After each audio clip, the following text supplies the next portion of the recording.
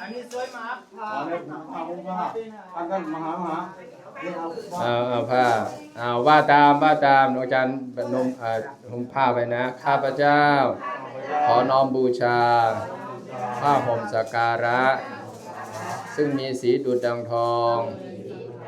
พร้อมทั้งบริวารทั้งหลายเหล่านี้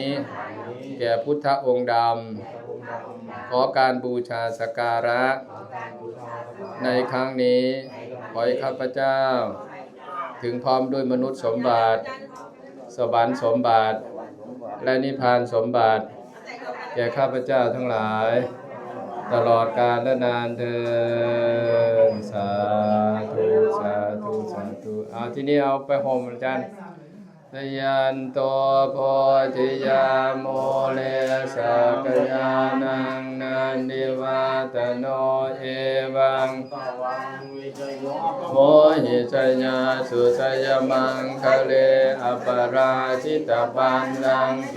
สีเสปัจวิโปคะเลอภิเศษ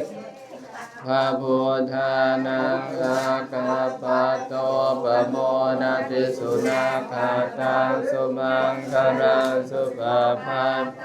โหติตังสุขโนสุมโหโตจะสุยิทังวัมมจาริสุปทาคินังกายกรรม